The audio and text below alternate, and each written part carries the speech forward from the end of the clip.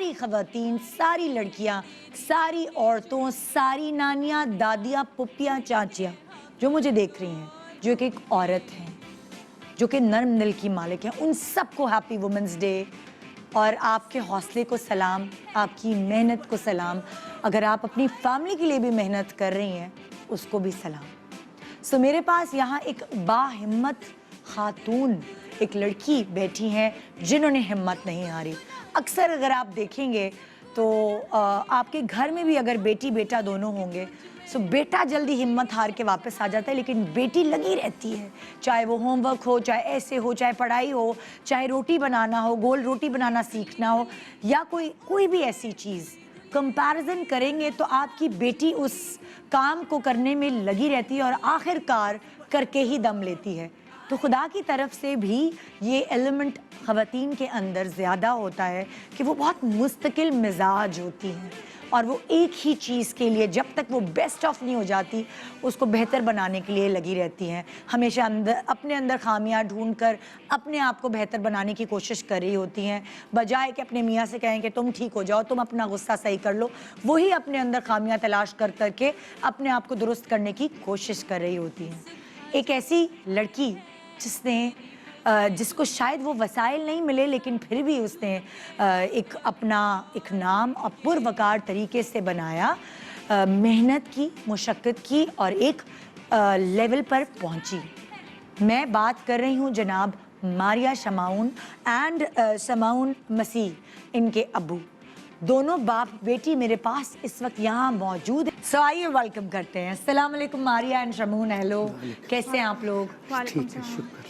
ہاں جی. ٹھیک ٹھاک. سو اب ہم ماریہ کے بچپن سے شروع کریں گے. شمعون صاحب جی، آپ کے کتنے بچے ہیں؟ 8 بچے. 8 بچے ہیں. جی. سو 8 بچوں کو آپ نے پڑھایا ہے یا ماریہ کو پڑھنے کا شوق تھا؟ 8 بچوں کو پڑھایا. مطلب ایک ڈرائیونگ کی نوکری کر کر 8 بچوں کو پڑھایا، بڑی بات ہے. کیسے آپ اتنا بچاتے تھے پیسے کہ بچوں کا پیٹ بھی بھریں گے جی اور ایجوکیشن بھی دیں گے؟ پہلی تو بات یہ ہے کہ یہ خدا کرنے والا ہے، انسان کچھ نہیں کر سکتا. بالکل. کتنے عرصے آپ نے ڈرائیونگ کی نوکری کی؟ میں نے تقریباً 28-27 سال. اچھا. پھر الگ الگ اداروں میں کی یا ایک ہی جگہ لگے رہے؟ نہیں، 16 سال ایک ادارے میں کیے اور 12 سال مختلف اداروں میں کیے. آپ کو شوق تھا بچوں کو پڑھانے کا یا بچوں کو خود شوق تھا پڑھنے کا؟ دراصل یہ ہے کہ میری مسز کو زیادہ شوق تھا کہ میرے بچے جو ہے نا اعلیٰ تعلیم حاصل کر سکیں. پھر آ گئی عورت کہ آپ کی مسز نے آپ کی تنخواہ میں 8 بچے پڑھائے، ان کو پالا پوسا. ساتھ یہ کہ چھوٹی موٹی ملازمت وہ بھی کرتی تھی. کتنی پیاری بات ہے، تو کتنی پیاری بات. انہوں نے میرے ساتھ بہت ہیلپ کی. میں اکیلا تو کچھ بھی نہیں کر سکتا، کرنے والا خدا تھا. تو میری سیلری بھی جو 510 روپے تھی، میں ڈیلی ویزز بھرتی ہوا تھا. اچھا. اور 510 روپے میری سیلری تھی. اور 510 یعنی کہ 600 میری مسز کی تنخواہ تھی. اچھا.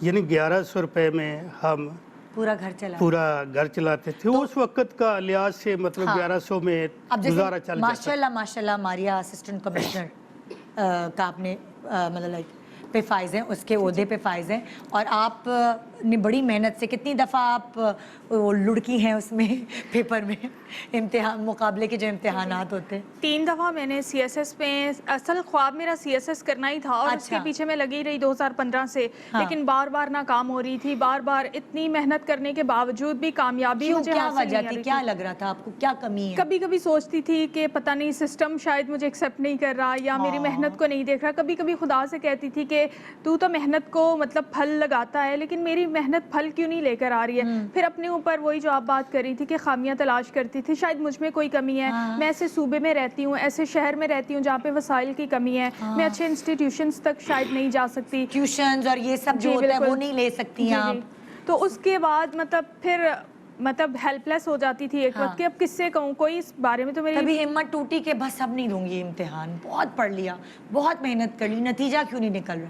کبھی ٹوٹی ہمت اس طرح سے میں نے کہا تھا جب تک میرے پاس چانسز ہیں نا اور جب تک میں ہوں میں اس کے پیچھے لگی رہوں گی، اور جب تک حاصل نہیں کر لیتی میں اس کا پیچھا نہیں چھوڑوں گی. تو اس دن کیا ہوا جب رزلٹ آیا؟ جس دن رزلٹ آیا تو میں بہت خوش بھی تھی، اور میری امید کیونکہ رنگ لے کر آئی تھی، میرے ماں باپ کی امید میرے خواب پورے ہوئے تھے. ہاں. تو میرے لیے وہ ایک سرپرائزنگ مطلب لمحہ تھا, لیکن مجھے یہ نہیں پتا تھا کہ وہ میری 6 سال کی 7 سال کی خاموش محنت جو ہے نا وہ اتنے لوگوں کے لیے موٹیویشن بنے گی. اگر مجھے پتا ہوتا تو پھر شاید میں خوشی خوشی کرتی کہ اتنی عزت اتنی پذیرائی ملے گی, لیکن مجھے یہ نہیں پتا تھا کہ اس کے بعد. Assalamu alaikum everyone, this is Yashma Gill here. Please subscribe to the YouTube channel of Airby Digital to stay updated.